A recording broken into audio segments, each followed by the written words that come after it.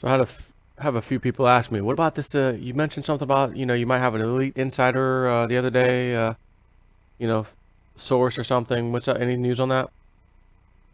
So I reached back out to the lady that contacted me that said she had a friend, that had some information and they want to go give it to somebody, and she thought I'd be the one to do it. So, as you know, I did the video telling everybody, hey, I may have someone on the inside coming forward. So I don't hear nothing, don't hear nothing, don't hear nothing. Week goes by. Reach back out to her. Hey, anything? What's going on with this? Well, you did that video right as soon as we talked, and they don't want to talk to you now because you kind of already let everyone know that there's gonna be someone giving you information, and they want to keep this quiet. So they want somewhere else. I said, well, thinking we had a conversation that night. I told you the kind of conversations I was going to have with my subscribers if and when this guy gives me the information, how I'm going to present it, what I'm going to say, and then we're going to sit back and see if the information's good or not. And we'll try it a few times. And if it's not good, I'm going to write him off. So now all of a sudden, I haven't mentioned who this person is. Was she verified? Yeah, it was a guy. No idea who he is. Never got a name. Never got anything. Which, understandably. But now all of a sudden, he decided to go someone else. So I replied to her. I said, well, why am I contacting you a week later as opposed to you telling me, hey, listen, about that video you did or whatever. Whatever. But it's like, there was never any releasing of anyone's name or anything. No one knows who you are. No one knows who this potential person is. It's just, again, I said this is going to be like a Lindsey Williams for me, where he talks to me and then I go out and tell my subscribers, hey, this is what my guy said. I said that in our first conversation, essentially. If it was a problem, you would have said so then. So I replied back. I said, listen, I hate to do this, but I think I'm going to have to raise the BS flag on this whole thing, to be honest with you. So she says, no, it wasn't, whatever. And so then she sends me an email. Hey, check this video out. It's some old guy doing a YouTube video like in his kitchen or something. And he's got someone on speakerphone. And she says, yeah, he went somewhere else. You need to see this video. So I'm assuming this old guy is the person he chose to speak with to give him the inside information. When I'm listening to the video, it's nothing I haven't heard, nothing you haven't heard about, the election, what's the potential outcome. Nothing there. The guy asked him, do you know Simon Parks? And he's like, oh, is that the guy from London, the London paper or London news channel or something? He's like, no, I don't think, Simon Parks was a politician at one point. He's supposedly like a contactee with aliens or something. And the guy on the phone is like, yeah, I've heard of him. I listened to the thing. It reminded me of another. I needed two flagpoles. One over here to raise BS flag, and one over here to raise the other BS flag. That's what my inside, my inner soul was telling me as I'm listening to this. And I said, okay. So I reply back. Listen. So this is the guy. So you and him or whoever was upset that I mentioned that I might have an insider without naming anybody. And then you send me this email or this YouTube link to click on and hear this guy in his kitchen talking to this insider on the cell phone, which has now been posted on a speakerphone for the whole world to hear. But I couldn't do that and not even have the guy on speakerphone, just telling people what he told me, essentially. Well, no, that's not him. That's not the guy. Oh, that's not the insider. But you reply to me and send it to me about, yeah, he's definitely moved on. Watch this video. Really important. Again, I don't like having to do this, but I am absolutely with both hands raising the BS flag. I have to. So, like I said, when I first came out and said I might have this insider information. Don't get your hopes up. Don't take it with a grain of salt for now. We're going to see where this goes. And until I get some information from anybody, somebody, and then they say, oh, this is going to happen, or this is how this is going to go, and then it goes that way before anyone knew it or said, you know what I mean? Like a Lindsey Williams guy, like back in the days when, 2012 and prior, when Lindsey was absolutely spot on with his information, those kind of days. And, she said to me, well, Lindsey Williams at Disinfo is a paid opposition or something like that. Disinfo or paid opposition was her response to me. And that was the first email when I said I'm raising the BS flag. So Lindsey Williams is paid opposition. So I replied, I said, look, I found Lindsey Williams in 2007. I've always said this on YouTube. You can check all my videos. I say the same thing. He had a video where he was on the Granada forum somewhere. And that video made it online of him speaking about this non-energy crisis for like an hour or so.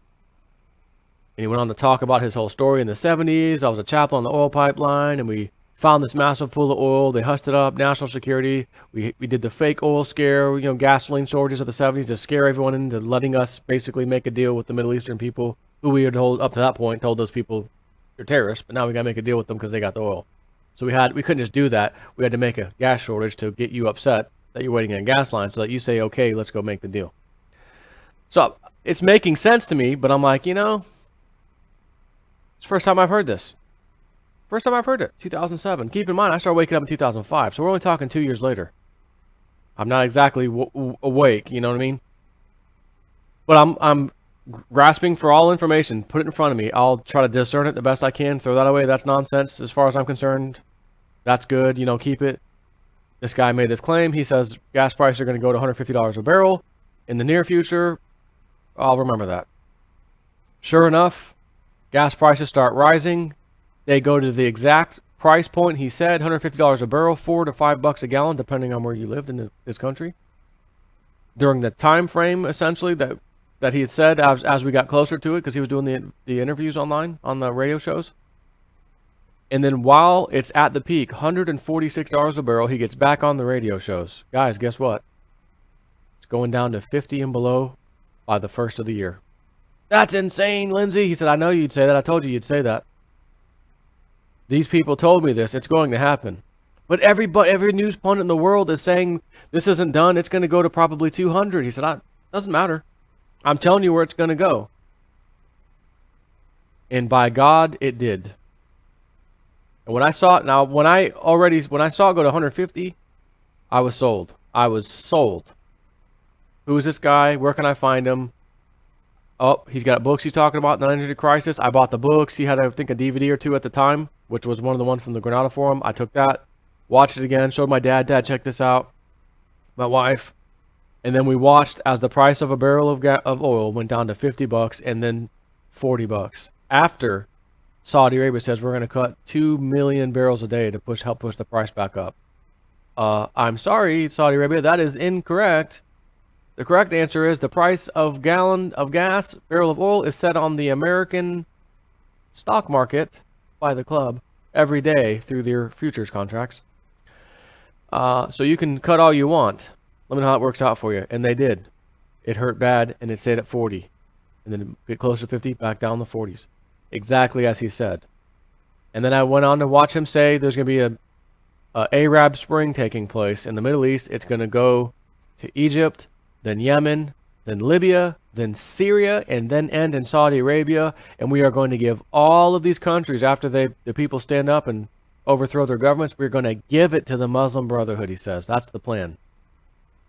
I did a video. Guys, this is Lindsey Williams guy says such and such. Back in 2010. 4 to 5 months later, breaking news. Arab Spring in Egypt. They're overthrowing Mubarak or whatever his name is. Lindsey Williams, right again. So I'm all excited. Holy crap, he's right. They're going to hold They're going to hold some elections. They got the Egyptian guy and who's this other dude? Muslim Brotherhood. I started thinking to myself, he said they're going to give each of these nations to the Muslim Brotherhood. But then I'm scratching my head. Well, hold on. This is a democratic election they're holding in country. How are they going to just know that the Muslim Brotherhood's going to win? He won. 51-49. He won. Lindsay was right. And then we went to the Yemen right after there, like he said. That was not even barely any news on that. It happened so fast. Then we had Libya. There was some good news on that. As Hillary said, we came, we saw, he died. And who got Libya? Muslim Brotherhood. Who got Egypt? Muslim Brotherhood. But then they tried to overthrow that guy. And they hunted down 100 of the supporters and killed them. Tried them in Egypt. Now we have Libya overrun by ISIS and, of course, the Muslim Brotherhood. How do you think Syria is going to go? See, Syria should have been a footnote a long time ago. We're talking 2010 when he said this. Get ready for 2011. It's going to happen. 11, 12, 13, 14, 15, 16. We're almost in 2017. We're going on 6 years now. And we still haven't gotten past Assad. But everything else has happened exactly as Lindsay said. So, reason I'm telling you this, because there's been other things he said that's happened. Reason I'm saying this is for someone to tell me, oh, Lindsay Williams paid this info, or whatever the actual term she used. Lindsay Williams has a track record. And pardon me, but whoever your source is, what have they been saying? Tell me something they've said in advance. Or are saying right now in advance, and I want to see it happen. Because I'll tell you how it'll end. Well, it was supposed to happen that way, but, right? You know, so anyways, I'm not expecting, at this point, any kind of insider, any kind of nothing. The email back and forth exchange I've had with this lady, my radar is saying, Jsnip, it was never going to be Jsnip. It was never going to be. And I think I've confirmed that now. So, nothing bad to say about her. Hey, appreciate you reaching out to me. Thought we might have something here. But to be honest, I don't think you ever had anything. That's how I'm feeling. If somebody has information they want to get out to people, you're going to find a channel, and as a person, source, to say, listen, I got to give you this information. Just like he would call, Lindsay, are you still doing your little road shows and stuff, your little forums? Yeah, I am. I actually got one coming up in 2 weeks. Listen, tell them that the price of a barrel of gas, oil, is going down from $30 down to $10. This is in the 1980s.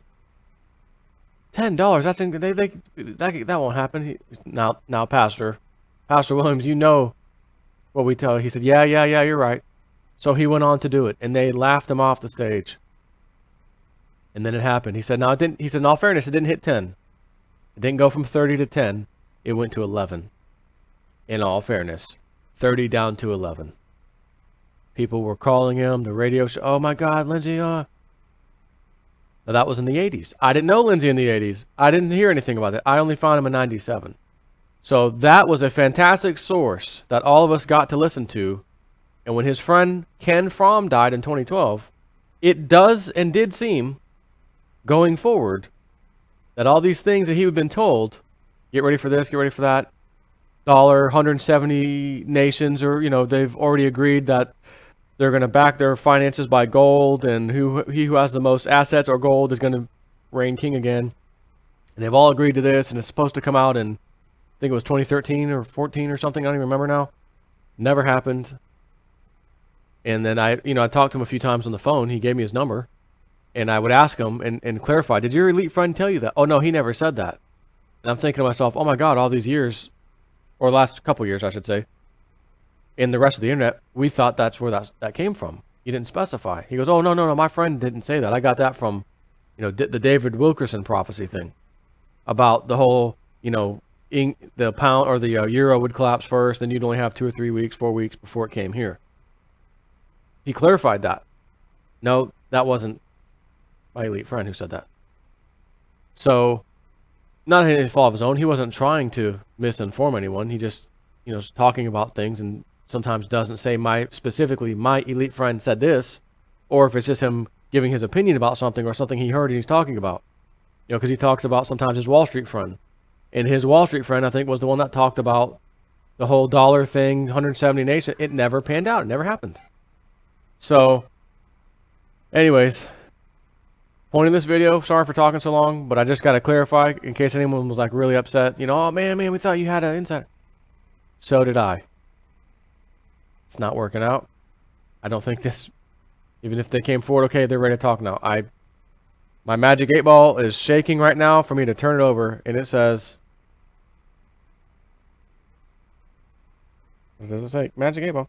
Reply, hazy. Try again. Oh, it's hazy. The reply is definitely hazy. So, chalking that one off. Sorry about your luck. Sorry about my luck. Sorry about everybody's luck. Did not pan out. Time to do some other videos now.